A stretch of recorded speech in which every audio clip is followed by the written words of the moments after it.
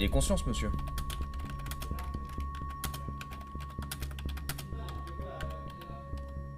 Même si tu te prépares, entre ce que tu penses avant et ce que tu trouves après, carrément différent. D'accord, donc celui qui est par terre, il est toujours au sol, c'est ça? Ils peuvent passer une sale journée sur un accident grave avec des morts, des blessés, ce qu'on veut. Que ce soit des adultes, des personnes âgées, des enfants. C'est quoi son nom de famille? C'est quoi son nom de famille? D'accord. Vous avez son nom, cette jeune fille, ou pas? D'accord. Madame, on est bien d'accord, elle est consciente, hein? À côté de ça, le soir, il faut se dire, ok, je rentre chez moi. Maintenant, ce qui s'est passé la journée, il faut que j'arrive à l'oublier et à m'occuper de ma famille, de mon mari.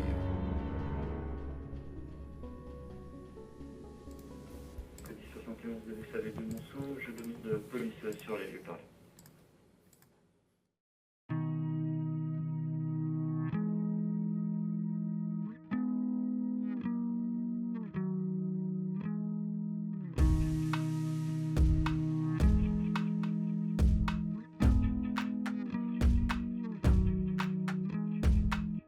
Dévoué, mais je vais rajouter dévoué envers la population. Aimant. Aimant dans le sens qui aime les autres. Et léger. Léger parce que si on n'est pas léger, on prend trop les choses de face et on n'arrive pas à exhorter certaines choses. Donc il faut être léger sur les difficultés de la vie. Premier, vous savez comment il s'appelle? Je vous envoie les pompiers, vous allez rester en ligne, vous allez parler à un médecin, vous ne raccrochez pas s'il vous plaît.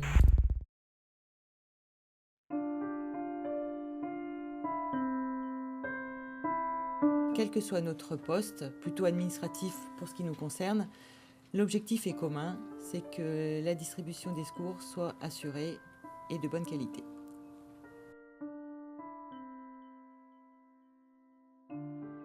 Le bureau gestion carrière au sein du groupement des ressources humaines qui s'occupe principalement de la gestion carrière des sapeurs-pompiers professionnels. Également une partie volontariat, dédiée à la carrière et à l'activité des sapeurs-pompiers volontaires. Et également le volet protection sociale, donc toute la gestion des accidents en service commandé, de l'inaptitude et des dossiers un petit peu sensibles liés à l'aspect médical.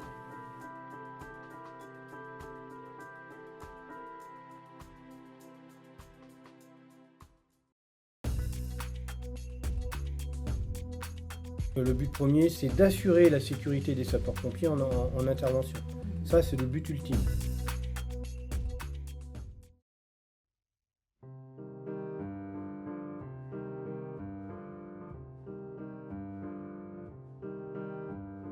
Le sens que je donne à la logistique, c'est de dire on ne fait pas de la logistique pour faire de la logistique, c'est-à-dire acheter des camions, du matériel roulant.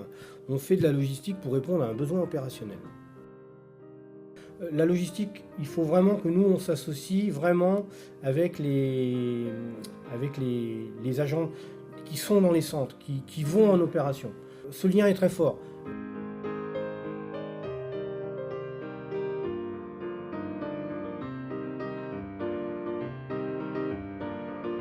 Il y a le volet du matériel roulant, les véhicules incendies, les fourgons. Il y a le volet habillement des sapeurs-pompiers. Il y a le volet petit matériel incendie. Et puis il y a tout le volet vérification, entretien, maintenance des matériels. On a 65 sites qui sont répartis sur le département, donc qui eux distribuent les secours à la population. On a commencé de développer un petit peu une qualité environnementale et ça a été le cas pour la construction d'Autun. Et par contre, on a commencé de généraliser donc la récupération des eaux pluviales. Pour résumer, notre mission consiste à être le soutien technique des pompiers de la prise d'alerte, de la réception des appels 18 jusqu'au déclenchement des bips et assurer le bon fonctionnement des radios sur intervention. Le parc de BIP est de à peu près 2500 pièces.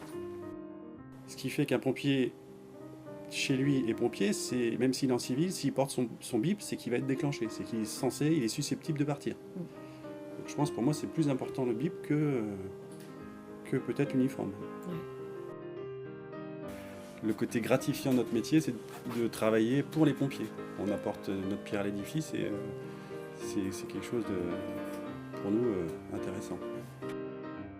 Les élus ont besoin d'une vision claire, donc ça nécessite ce travail finalement aujourd'hui guide pas mal l'action du groupement et on sait grosso modo à quel moment il faudra le renouveler.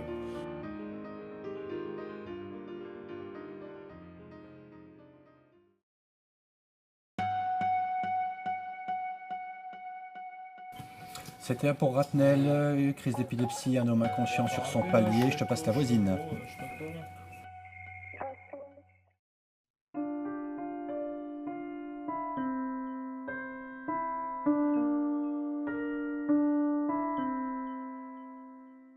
En fait, ce que j'aime, c'est être pompier. Et où est-ce que je peux faire le plus de pompiers ? C'est au CTA Codis. Parce qu'on en fait toutes les 5 minutes. En centre de secours, c'est vrai que c'est intéressant. Un chef de groupe fait une intervention par jour, je dirais. Mais au CTA, c'est toutes les 5 minutes. Tout le monde ne peut pas forcément comprendre ça, mais une fois qu'on y est passé, on le sait. Il faut comprendre ce que l'autre vit, donc l'empathie est ultra importante. Et la seconde, c'est qu'il faut développer des communications qui sont liées à l'audition. Parce que toutes les informations qu'on reçoit, c'est fait par l'auditif. Et celui qui a pris l'appel, il entend encore la voix de celui qui va peut-être décéder 10 minutes plus tard. Il l'entend encore. Ou la mère qui implore, comme tout à l'heure. Les pompiers, bonjour. Qu'est-ce qui se passe, madame? D'accord, quand vous me dites elle a sauté par la fenêtre, c'était de quel étage? En Saône-et-Loire, les équipes du CTA Codis sont composées de 23 opérateurs et 7 chefs de salle qui se relayent 24 heures sur 24 avec un chef de salle et 4 opérateurs. On réceptionne donc les 18 et les 112, ce qui nous fait plus de 140 000 demandes de secours par an. Et ces 140 000 demandes de secours donnent lieu à plus de 36 000 interventions des sapeurs-pompiers.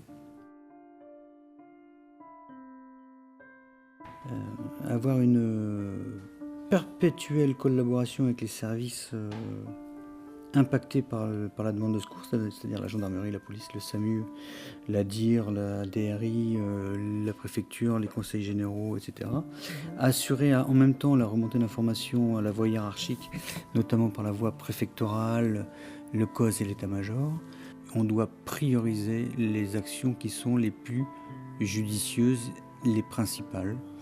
Et c'est toute la richesse de notre métier, c'est que on ne fait pas toujours le bon choix. Et heureusement, je dirais, parce que c'est ce qui nous permet de nous remettre en question constamment et d'être meilleurs au fil du temps.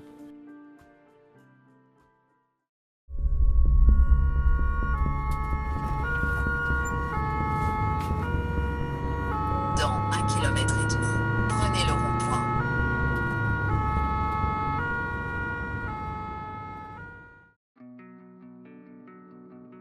On est tous attirés par l'urgence, on a tous ce besoin d'adrénaline, mine de rien, même quand c'est pas de l'urgence, c'est quand même une mission.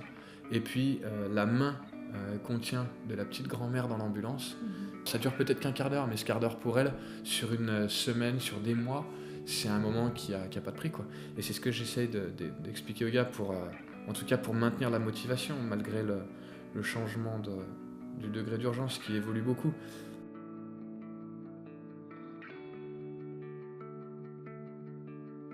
Maintenant, tu vas partir pour du secours à personne et là, tu auras plutôt une détresse psychique. C'est vraiment du problème social, c'est vraiment pour la plupart des interventions. Aujourd'hui, moi je pense que les pompiers actuellement ne sont pas forcément préparés à ce côté-là.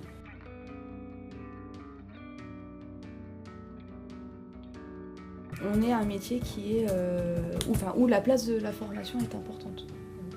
Le service formation a pour objectif d'organiser la formation de l'ensemble des personnels du SDIS, à savoir les pompiers professionnels, les pompiers volontaires, les personnels administratifs et techniques, et on englobe également la formation des jeunes sapeurs-pompiers volontaires.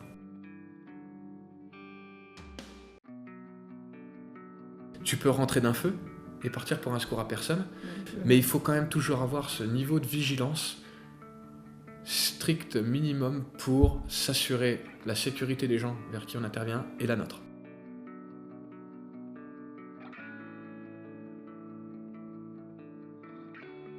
Les infirmiers pompiers sont arrivés à la création du statut d'infirmier, c'est-à-dire en 2000. La majorité des infirmiers sur le département et en France sont des infirmiers volontaires. Ce qui est important, c'est que pour chacune de ces missions, les infirmiers sont formés, ont une formation, et notamment donc pour la prise en charge des victimes, pour le SWAP, on travaille sur protocole. C'est-à-dire qu'on ne va pas mettre en place n'importe quelle thérapeutique. On a des protocoles qui sont signés par le médecin-chef du département. Pour moi, les pompiers, c'était une bonne alternative d'avoir encore les soins techniques, l'urgence, le travail en collaboration. J'aime bien les pompiers dans le sens où il y a un service rendu à la population. Il y a ce côté militaire, rigoureux et fraternel un petit peu. Tu ne peux pas faire un métier de sapeur-pompier sans abnégation. Le point de départ, il est là, c'est le service à l'autre. On est là pour servir, on n'est pas là pour se servir. On n'a rien à vendre, on n'a rien à gagner, on est là pour distribuer du secours. Même si on doit casser un petit peu avec cette image de pompier warrior, on a quand même besoin d'exigence. L'exigence de chacun, c'est celle qui peut nous donner cette force collective.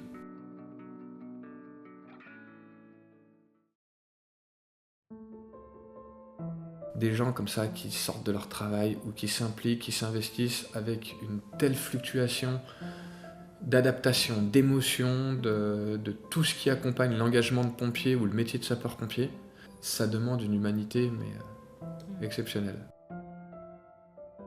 On a une chance chez nous d'avoir une amicale qui est dynamique, les gens sont motivés, impliqués et du coup c'est ce qui fait, je pense, qu'après chaque intervention tu te retrouves autour d'un verre, autour d'un sandwich, autour de plein de choses et puis qui fait que voilà, on a une dynamique dans ce centre.